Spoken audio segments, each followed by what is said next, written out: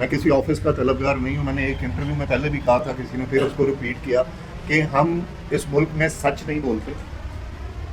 कुछ लोग इसलिए सच नहीं बोलते कि वो कुछ ओहदों पे बैठे हुए हैं, उनसे वो ओहदा छीन ना जाए, और बाकी लोग इसलिए सच नहीं बोलते कि वो उस ओहदे के उम्मीदवार हैं. अगर वो सच बोलेंगे तो उनको वो नहीं मिलेगा.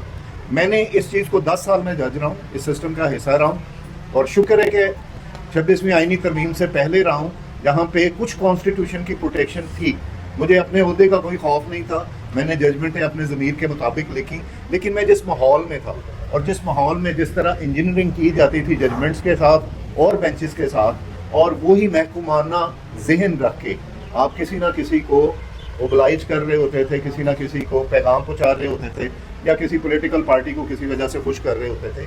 इंडिपेंडेंस ऑफ जुडिशरी को हर आने वाले डिक्टेटर ने पामाल किया, और किसी ने उसको हेल्ड इन अबेस किया, किसी ने उसको सस्पेंड किया, और उसका एक ही मकसद होता था कि पीसीओ का ओथ लिया जाए और वो कानून के आइन के ताबे ना रहें, और वो इसके ताबे हो जाएं उस डिक्टेटर का जो प्रोविंशियल ऑर्डर है, प्रोविजनल ऑर्डर है.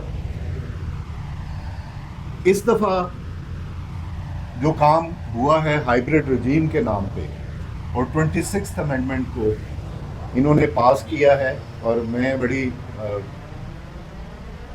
क्या कहते हैं, अफसोस के साथ कहता हूँ कि उसका हिस्सा वो पॉलिटिकल पार्टीज़ बनी हैं जिसमें भुट्टो साहब उसके फ्रेमर थे, और भुट्टो साहब ने अपनी आखिरी तकरीर में, जो कि मौजूद है किताबों में, जब ये आइन पास हुआ तो उन्होंने जिस चीज़ पे सबसे ज़्यादा जोर दिया वो इंडिपेंडेंस ऑफ जुडिशरी है.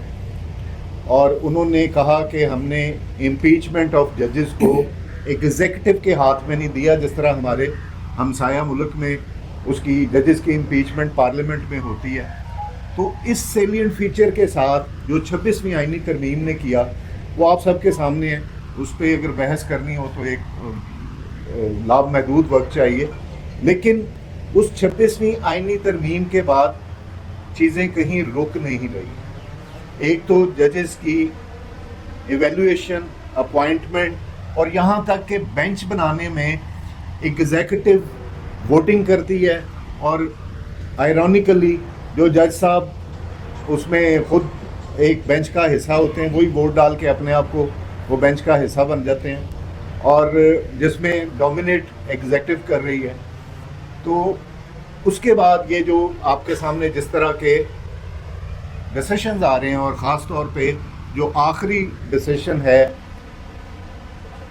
जज साहब को काम करने से रोकने का, ये ऐसा प्रेसिडेंट है कि अगर इसको रिवर्स ना किया गया, इसको फ़ौरन ना रोका गया, तो कोई भी जज अपने आप को इंडिपेंडेंटली और सिक्योरली काम करने के काबिल नहीं रहेगा. और अगर जुडिशरी किसी मुल्क की ख़त्म हो जाती है तो उसके बाद उसके पास कुछ नहीं रहता.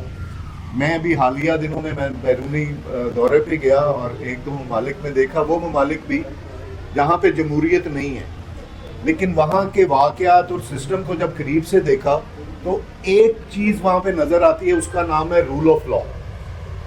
हमारे मुल्क में बदकिस्मती से रूल ऑफ लॉ नहीं है.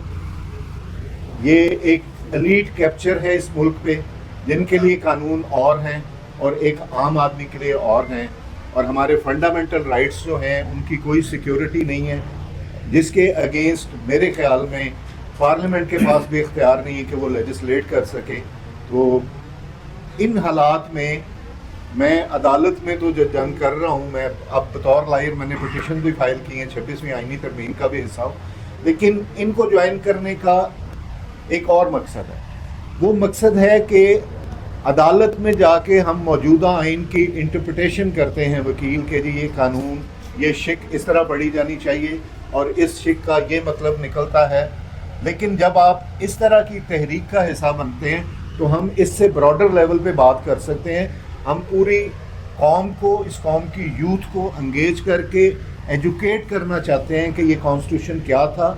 ये एक आइडियोलॉजी पे मुल्क बना हुआ है, ये किसी हादसे का शिकार मुल्क नहीं है.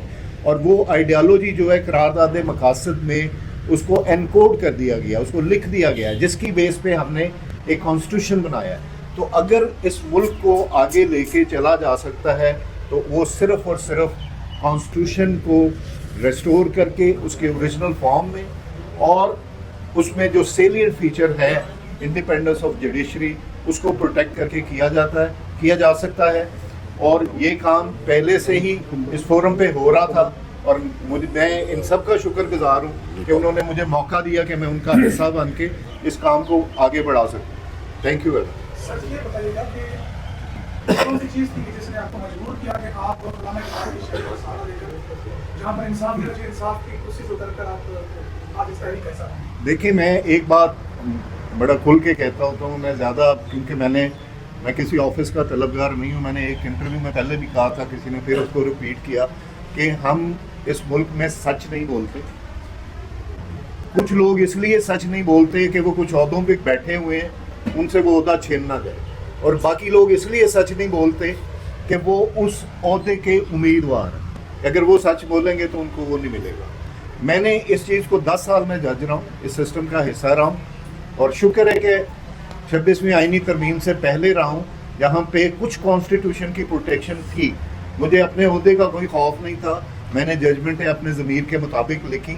لیکن میں جس ماحول میں تھا، اور جس ماحول میں جس طرح انجینئرنگ کی جاتی تھی ججمنٹس کے ساتھ اور بینچز کے ساتھ، اور وہی محکومانہ ذہن رکھ کے آپ کسی نہ کسی کو اوبلائج کر رہے ہوتے تھے، کسی نہ کسی کو پیغام پہنچا رہے ہوتے تھے، یا کسی پولیٹیکل پارٹی کو کسی وجہ سے خوش کر رہے ہوتے تھے.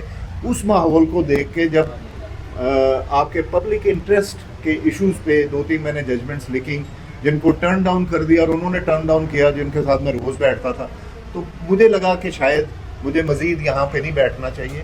اور جو مصطفیٰ نے بھی ذکر کیا اقبال کی شاعری کا، تو اقبال کی شاعری کا جو جسٹ ہے نا، وہ مرد مومن جس کو کہتا ہے اور شاہین کہتا ہے، اس کو کہتا ہے کہ جس کو جو آزاد منش ہو، جس کے خیالات حالات اور وقت اور مصلحت کے ساتھ بدلتے نہ ہوں، کم از کم اصولوں پہ.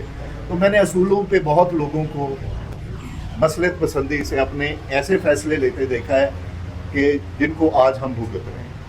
یہ سٹارٹ تو ہوا جسٹس منیر سے، انہوں نے ایک مصلحت پسندی کا فیصلہ دیا، اس کو ڈاکٹرائن آف نیسیسٹی کو انوو کیا، اور ختم ہوا آ کے ہمارے جو آخری جج صاحب تھے فائز عیسیٰ صاحب تھے، کہ فائز عیسیٰ صاحب نے جو نظر آتا ہے، یہ میری رائے نہیں ہے، سب کی ہے، کہ انہوں نے جو اینڈ پہ انجینئرنگ کی، اس انجینئرنگ کی وجہ سے آپ نے یہ راستہ سارا کھول دیا 26ویں آئینی ترمیم کا، اور جس کو آج ہم بھگت رہے ہیں. تو آپ جب تک آپ اپنے ذہن میں، اپنی آئیڈیالوجی میں آزاد نہیں ہوتے، تب تک آپ کوئی بولڈ سٹیپ نہیں لے سکتے.